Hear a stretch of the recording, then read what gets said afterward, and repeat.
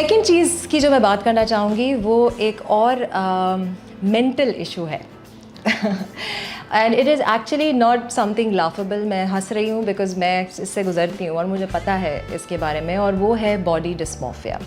अगर आपको body dysmorphia के बारे में नहीं पता तो प्लीज़ जाके पढ़िएगा, मैं आपको बहुत अच्छी तरीके से नहीं एक्सप्लेन कर पाऊँगी। But body dysmorphia is something in which आपको अपने आप में बहुत सारे फिज़िकल हो गया, मेंटल हो गया, बहुत सारे इम्परफेक्शन नज़र आते हैं और वो बहुत हाईलाइटेड नज़र आते हैं।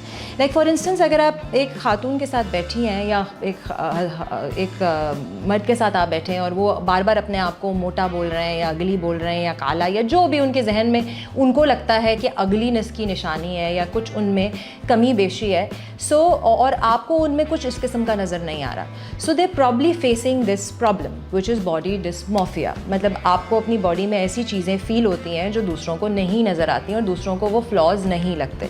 सो I have had this since a very very long time.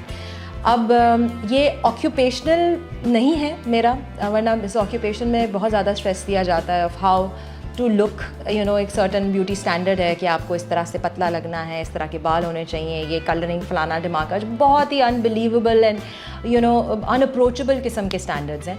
But मेरे साथ जो है ये काफ़ी पहले से ये सिचुएशन जारी है to you know, and I would go back to my teens and मैं अच्छी खासी हेल्दी हुआ करती थी एक ज़माने में, यू नो, खाते पीते घराने की, you know. And this was back when I was 14-15, which is fine. At that age you should eat everything and be healthy and exercise, and I was athletic. वो सब चीज़ें एक तरफ थी, लेकिन फिर मुझे लोगों ने बोलना शुरू किया कि ये मोटी है, क्योंकि मैं बहुत जल्दी लंबी हो गई थी। I used to look really older than my age. And मोटा मोटा मोटा मोटा मेरे जहन में ये बात फंस गई, ठीक है। और ये मैं बात इसलिए कर रही हूँ आपसे कि आपके इर्द गिर्द कोई पतला या मोटा हो या जो भी उसमें आपको फ्लॉ नज़र आए, आप उसको जाके फट से ना कह दें, क्योंकि आपको नहीं पता कि उसकी मेंटल कैपेसिटी क्या है और वो किस तरीके से उसको ऑब्जॉर्ब करेगा।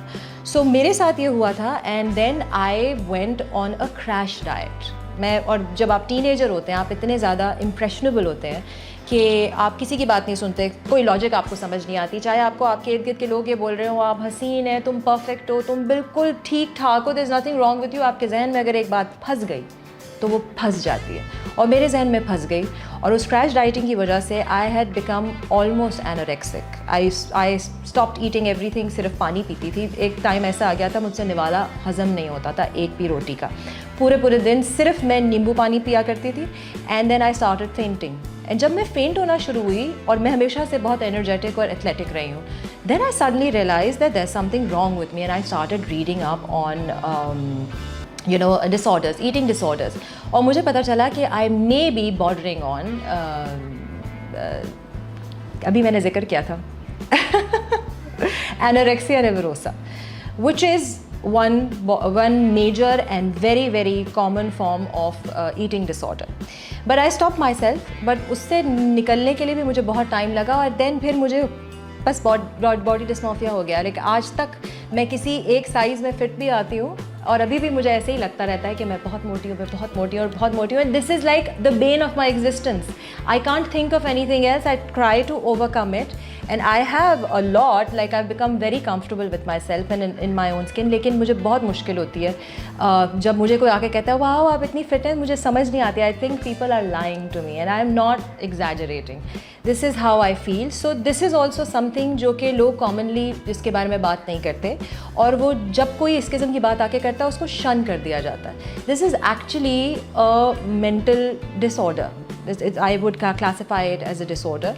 अगर आपने डिटेल्स लेनी है तो प्लीज़ आप जाके अपनी रिसर्च कीजिए, मैं सिर्फ अपने पर्सनल एक्सपीरियंसेस आपको बता रही हूँ। So I go through that also, and coupled with hypothyroidism, वाह, my life is not very easy because in hypothyroid में जो है वो fitness is very difficult. But in my next segment I will tell you how I try to maintain fitness and hypothyroidism and body dysmorphia.